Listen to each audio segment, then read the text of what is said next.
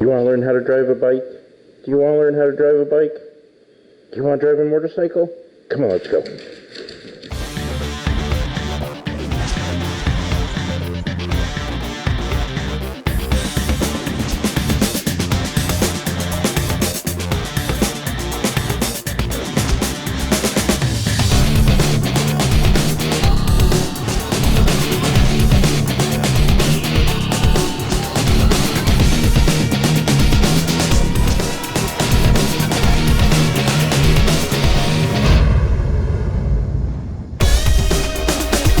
Twist here.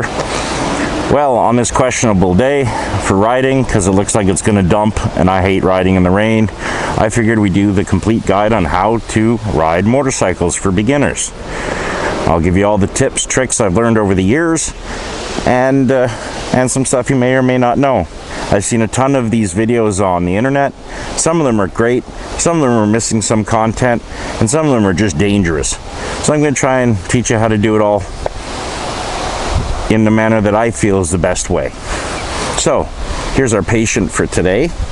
This is the 2010 Star or Yamaha Raider S 1900. This is one of my motorbikes, and you can see it's pretty. I'll just give you a little walk around here. I'm testing out some new camera equipment and microphones, so bear with me, guys, if things aren't as clear and crisp as they should be. This is a work in progress. So here's our motorcycle. Now, all motorcycles relatively run on the same principles, with the exception of the very few automatics that are out there. So I'm going to give you a rundown of the controls. The best way to think of a motorcycle is to break it down to two sides, right and left. So when you're sitting on the bike, your right controls, are your brake, your throttle, your front brake, your throttle, your kill switch, that's a headlight switch, your start button. And here is your rear brake. So now I come to the other side, and we have your clutch, your high beam or headlight high and low switch, your turn signal switch, and your horn switch. Now down below you have your gear selector. We'll get into that after, no problems.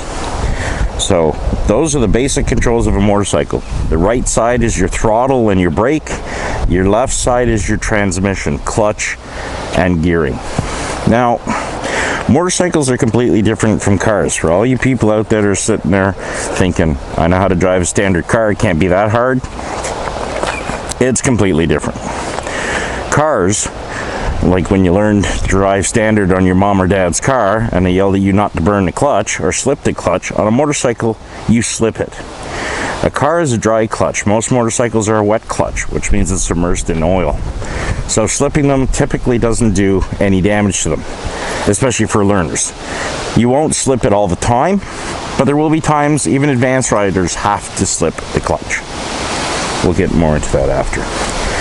So I want to have a little talk about gear. Motorcycle gear is the difference between a bad month and a good month. You need to have, at minimum, jeans, a motorcycle jacket, and gloves and a helmet. You should have boots as well. I'm not wearing gloves right now because I'm giving this presentation. But when I do start to ride the bike, I will have my gloves on. Road rash is not a joke. I've never personally gone down on a motorcycle, but I have gone down on dirt bikes. And I know people that have gone down on motorcycles and are walking funny for a month. Because especially because in most places people end up going down are their wrists, or getting road rash on is their wrists, their elbows, their ass, or their legs or knees. So can you imagine trying to sleep for the next month with bare skin across half of your ass and the side of your leg? It's not pleasant. So just do me the favor, guys, be smart, put your gear on. Okay, even when you don't think it's needed, put your gear on. I got a funny story about that, and I'll tell you about that later. So, I'm going to teach you how to do a safety inspection on your motorcycle. Safety inspections are really important. They're just a loose, quick check to make sure that your bike is in operating condition.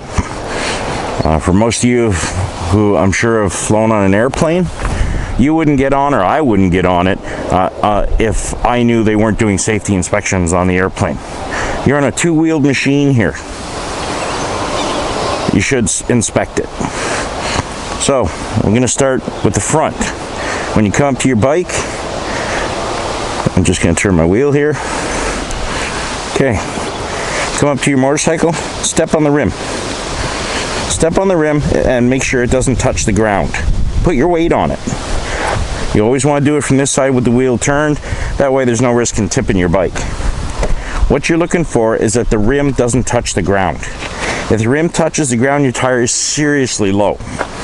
Now, this is not the golden rule for every motorcycle out there. Every motorcycle has a tire pressure sheet, typically located on the swing arm or in the owner's manual. You want to refer to that. But this is just your in-between service or every Saturday checks, just to make sure it's safe. Because the last thing you want to do is get out and find out you got a front or a soggy tire, because you won't notice it till you're at speed on some bikes. So now I'm going to come to the back and I'm going to do the same. Seems good. I don't see any problems there. So now we get to the drive line. The drive line on bikes can either be belt, chain, or drive shaft. Belts and chains on bikes that you can get to them, this one you can't. You want to check the deflection by putting your foot underneath the chain and lifting up on it. If there seems to be a large amount of slack, you better check your owner's manual and make sure it's within specification. You don't want to be slipping or losing a chain. When you drop a chain on a motorcycle, typically the back tire locks up. I've done it on a street bike. I was able to keep it upright. It is not a fun adventure at all. So now that we've done that, what we're going to do is we're going to get on a motorcycle. I'm going to touch a little bit more about this again when I talk about mounting a motorcycle. So now I'm going to get on the motorcycle. I'm going to grab the front brake so I have control at all times. I'm going to throw my leg over the bike and sit down. Now, the moment I'm on a motorcycle, you need to put your kickstand up. The moment. So, I've got the front brake so I have control. The bike can't move on me. And I'm going to bring the kickstand up. Now that the kickstand is up, just for the purpose of this safety check, I can keep both feet on the ground. So now what I want to do for the rest of my safety check is I want to check the brakes. I want to make sure they're working. So I'm going to grab a fistful of front brake and I'm going to rock the bike back and forth. See if the bike wants to go anywhere. Doesn't want to go anywhere, that's great. Now I'm going to put my foot on the back brake and I'm going to do the same thing. I'm going to pull on the bike back and forth and make sure it doesn't move. If it doesn't move, it's okay to assume that your brakes are functioning.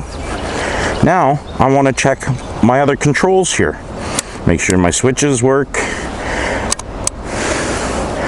And now I want to check the throttle. The way you check the throttle is to pull the throttle all the way down and let go. Make sure it snaps right back.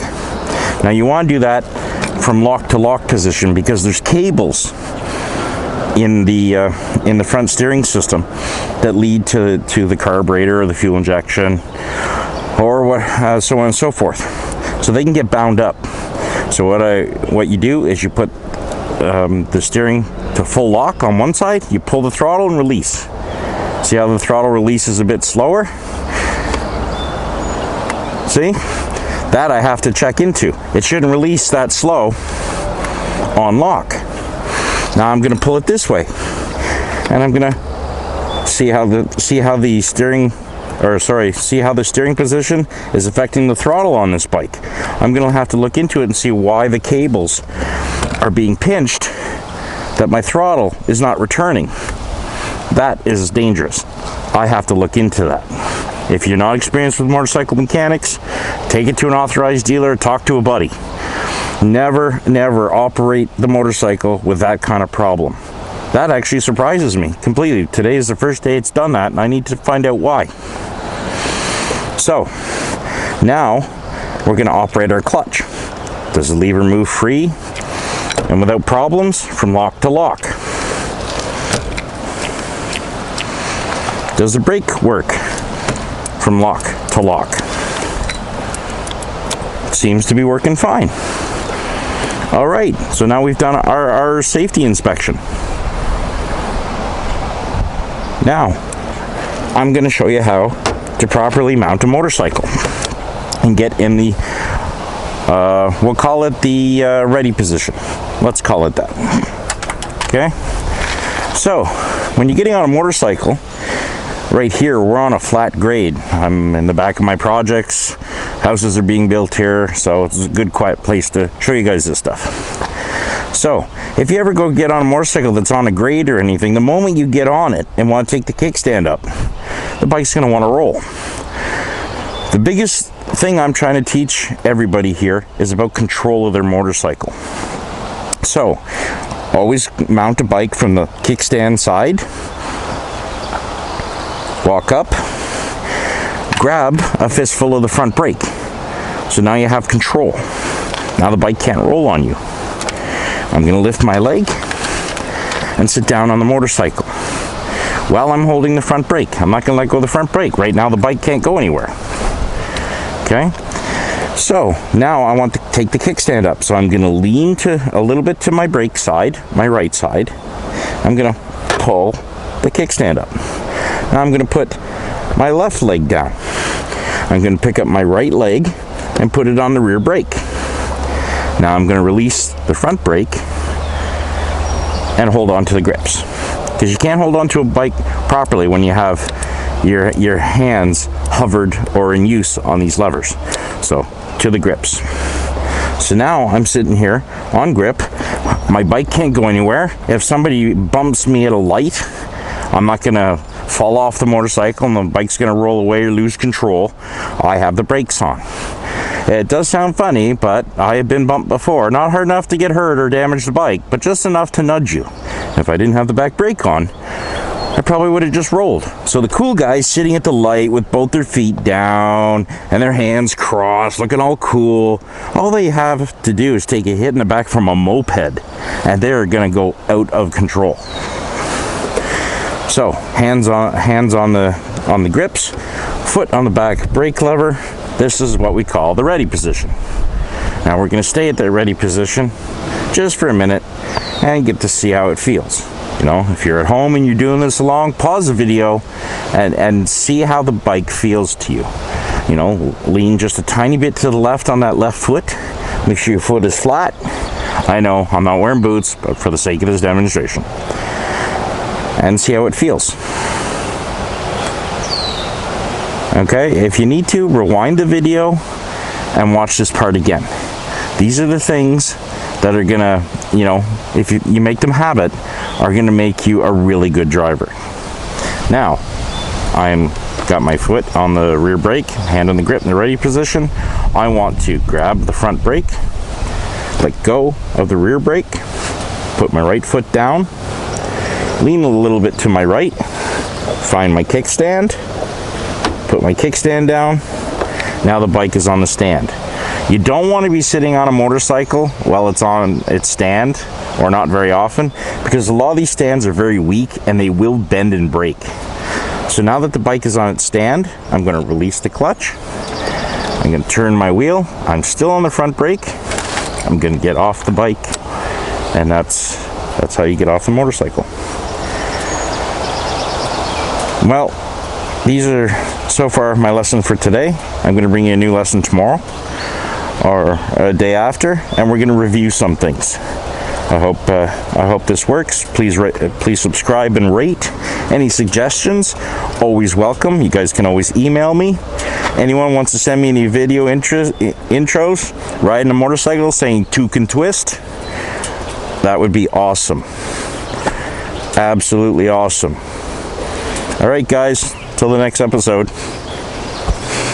Ciao.